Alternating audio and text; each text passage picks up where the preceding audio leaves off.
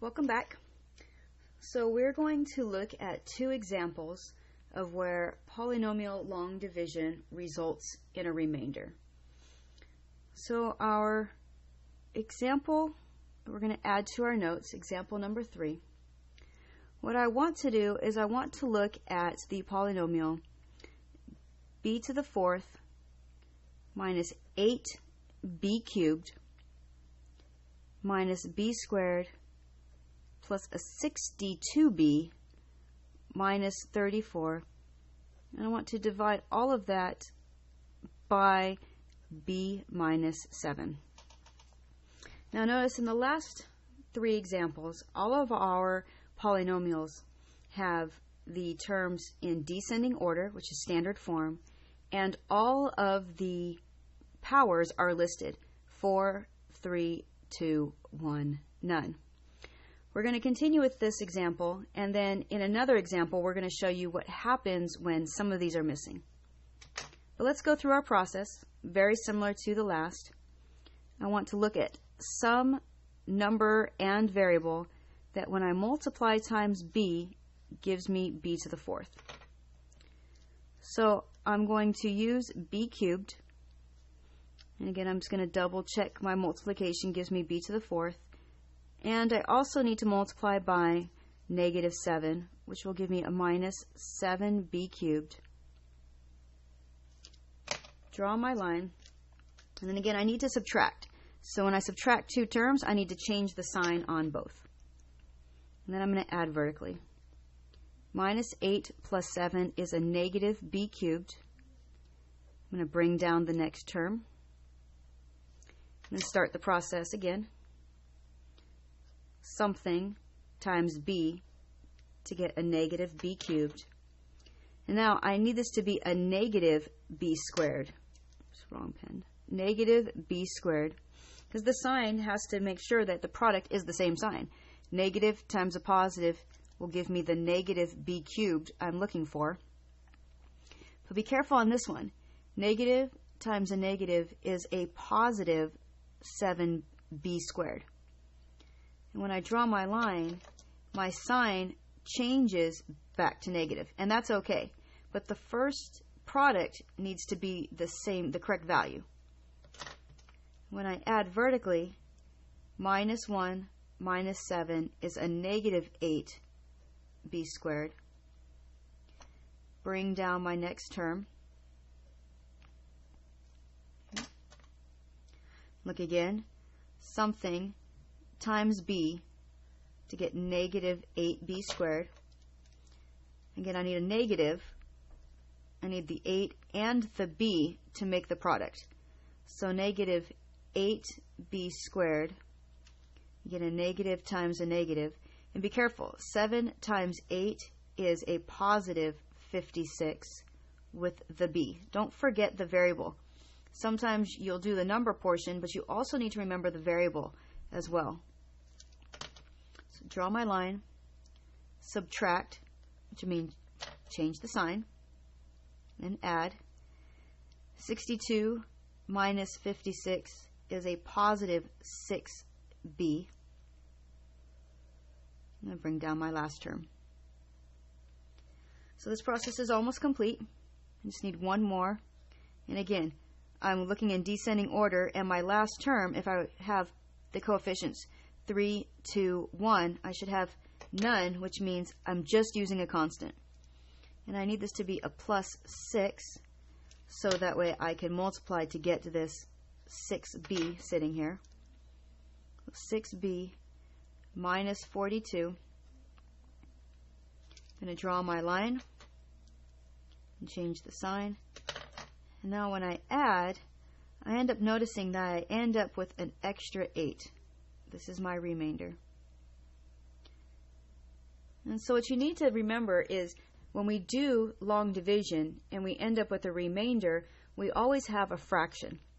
Well, this is now no different. My result after division is not only this b cubed minus b squared minus 8b plus 6, but I have an extra 8 when I divided by this b minus 7. So I need to write that as a fraction of 8 more when I was dividing by b minus 7.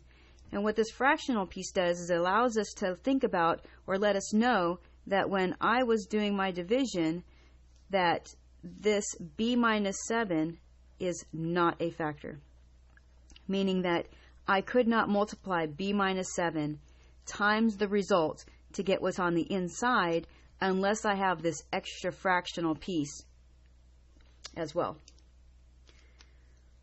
So let's look at one more, because that remainder concept is sometimes a little bit difficult.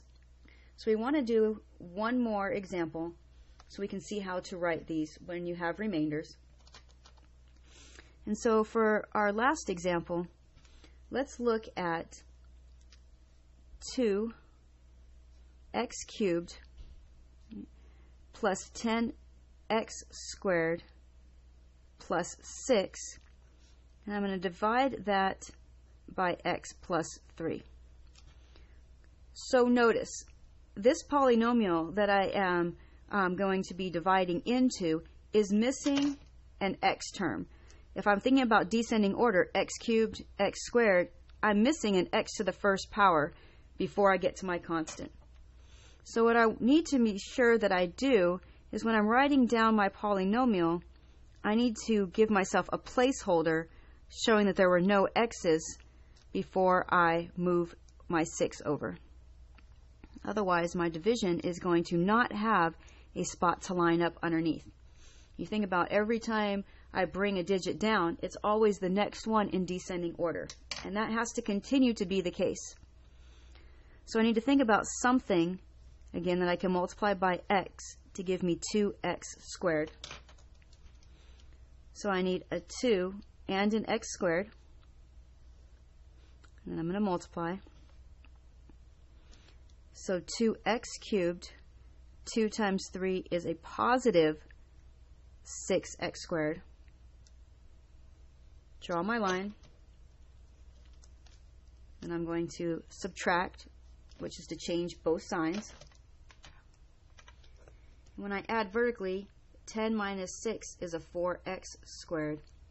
And I need to drop down my 0 x's. And this is going to be important for lining up like terms. If I didn't have this here, you're going to see what would have happened. I need something that I can multiply times x to get 4x squared. So I'm going to use a positive 4x. And when I multiply, the first digit gives me 4x squared. And when I multiply 4x times 3, I get a positive 12x. And this is why we needed the placeholder. Because if I didn't have this, I'd have no term to line the x up underneath. And that's really important as we start moving on. So draw your line and subtract. And I'm going to get 0 minus 12 is a negative 12x. And then I can drop down my 6. And so this term is super important for us right now. And lastly, again, squared, first power, something that is a constant. I'm going to need a negative 12. So that way when I multiply, I get negative 12x. Negative times a positive is a negative 36. Draw my line, change my sign, and again, I'm going to be left with 42 as my remainder. So again, an example where not only am I going to end up with a fractional result, but I also had to deal with this missing place that I'm going to have to always think about having a placeholder. So I'm kind of running out of space here, so I'm going to move this over. And I'm going to write my result over here. My result was 2x squared plus 4x minus 12 plus an extra 42 when I was dividing by x plus 3. And again, if I'm asking myself, what does that mean for the term, the factor, that means that x plus 3 is not a factor. All right? Again, there's no way for me to multiply x plus 3 by this result right here without having extra left over. So again, you may need to watch this video again. You may need to pause it as you are taking your notes. Feel free to watch it as many times as you need to get the process down and to understand what it is that we are doing when we are doing long division of polynomials.